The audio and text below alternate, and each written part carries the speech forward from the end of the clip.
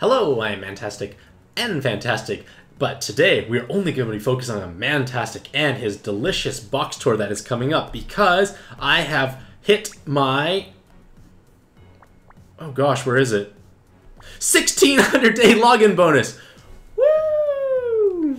There we go, ladies and gentlemen. So, because I hit this glorious milestone, we are going to take a look at my beautiful box. So, I would say light IAP is the best way to classify it, but I've been playing for obviously 1600 days, so due to the longevity of me playing and playing in a rather gung-ho manner, I've managed to acquire a reasonable box. Most farmable things I've acquired. I have lots of PAL points, lots of best friends, so I do acquire resources somewhat for free.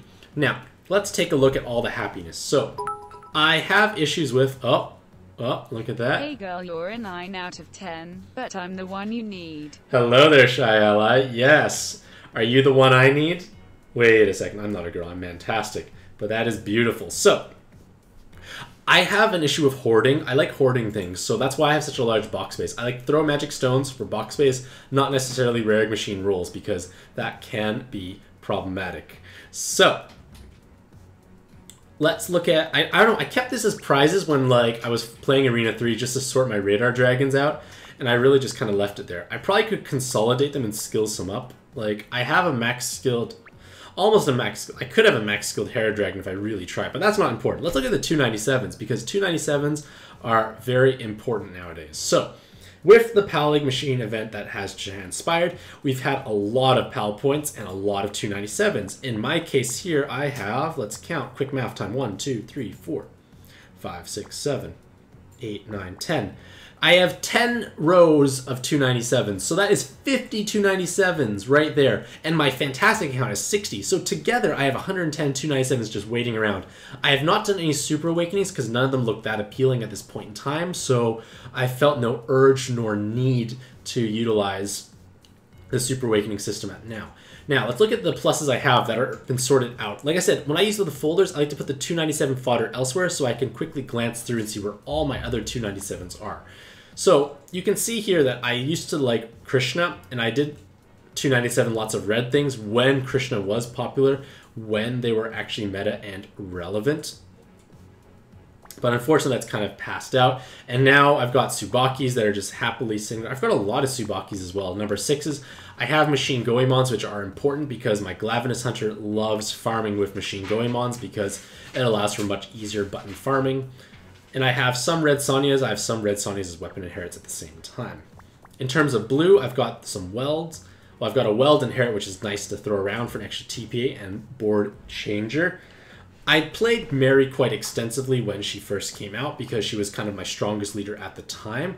And that's partially reflective of why I have so many water cards, 297s like Sarasvatis, the blue Sonias, which I'm looking forward to making as a new evolution in the future, which is exciting. Only problem is dragons don't tend to have the best recovery, so like even if I stick on like say blue Sonias, I have no base recovery. A Reunite gives me a follow-up attack. I'll look into using more various cards in the future for that future blue Sonya team, which I look forward to. I don't have a green Sonya, unfortunately. I have a Kusanagi Hime, and she's inheriting Cthulhu, which sounds like a player's skill issue, but it's actually being used on my Roshana team, which is important because sometimes I need those extra combo counts, especially in these most recent one-shot challenges where Titanium requires 8 combos, and getting double cross of 8 combos is nearly impossible on a given board, so kind of cheating my way a little bit forward helps, certainly. I have Best Cat, who doesn't really get used. She's just kind of chilling out there. I might sneeze soon, possibly. Yes, sneezing. But I muted it as much as possible. So, got a nice Sylvia that's being inherited. Sylvia's very pretty, I think. Do you think Sylvia's pretty, sweetie? Yeah. Did you even look? Yeah. Yeah. Exactly. I've got the bird, and I used to always have to touch the bird, but now I touch the TARDIS and make like Doctor Who noises. Apparently that's a terrible thing to do. My Odin Dragon's been limit broken successfully, but I don't actually do a Super Awakening because I feel that none of the Super Awakenings are really that impressive, nor really worthwhile. Maybe one day I will when I want to throw 297s away. I have a Diablos, which has been kind of one of my pride and joys because he's just awesome and makes my life a lot easier. In theory, I could pair Green Sonias in the future, but I don't have that many good green dragons. Like I could buy, I guess, Ragnarok Dragon. I do have Odin Dragon. Maybe I could make it work out at some point in the future. Who knows? We'll see.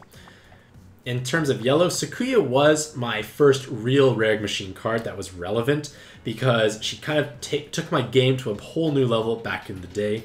And making combos back then was hard. Getting those light Callies was very impressive back then and meaningful as well. Yuna has kind of been like the poster child of my yellow cards, who inherits Indra most of the time. I have a Zeus Verse in case I like dungeon certain farming. I've got a nice Orpharian collection. It was really cool back then. Doesn't really do much nowadays except for making me feel special and happy about myself. I've got 3 Hakus, which made Dark Athena much more exciting because I could TPA my way through maybe 7 combos from time to time, but it was great. Dark Athena was a great investment at the time, but now I would not recommend you buy Dark Athena. It's better to save your monster points for so many other things. And her knees look kind of weird in that shape. I don't know why. Her legs look odd. Gremory is pretty. I just like the way she looks. I've never used her, but she's pretty, and she deserved my $297 for that reason. And that reason alone, pretty much, because she's pretty. I've got a Pandora army, which is important because when I used to play Dark Metatron, it was nice to have extra Pandoras because I could make a nice row team with lots of time extend, lots of health, decent recovery at the same time. I've got a Pixel Sephiroth, but in theory, I could limit break my Persephone and also get another Pixel Awakening on her. So in theory, if you have those Greco-Roman cards, you can make pixels out of non-pixel cards because you get the Box Awakening, which is important. So let's take a stroll down memory lane and look at my chronological sorting. So I used to have a lot more things, but I fused them all away for pluses like my Angels, my Sirens, my Echidnas back then. And I still have this Chaos Dragon. I'm surprised I do. Or Cyclone Devil Dragon. Gabriel was my first Rare Machine card that was not sold away or fused away because it was like the first true Rare Machine card, not a Golem. And then you see a Sakuya comes out eventually. Gunma was acquired very early on, but not obviously utilized. And then we scroll down. I didn't get much Rare Machine cards. I got Valkyrie after I got Sakuya, which made a big difference. I got Fairleons. I got Chuchulian, who I did eventually fuse away. I rolled in the Hello Kitty collab. I feel like that was a terrible decision, but they're cute and adorable. Like, how cute is that, sweetie? Are they important? Oh, that one's so adorable. I like the ribbon. Mm-hmm. That was the best. This is the best one? I like Melody. You like this one? Give a spanking to people? So when I inherit them around, I give a spanking around, which is important. That's right. Exactly. Then I got Izanami, I got a Siren eventually. I got a Flamey, and then obviously I get some Riders, I got Dark Metatron, but I couldn't use her because I didn't actually have any card that could... I did not have any attackers back then, so Dark Metatron back then was not an accessible card. Yomi wasn't helpful at the time. Haku took a while. Astroth was very restrictive at the same time. Where's my King Bubbly? My King Bubbly is one of my pride and joys. Scrolling through, picking up cards here and there. Started to get a little bit better Rare Machine luck. I got Lucifer, which did propel myself when Arena 1 was relevant for farming purposes. I got U and Y. Now remember, together, Pancake, I don't want you and Y, I want you and I.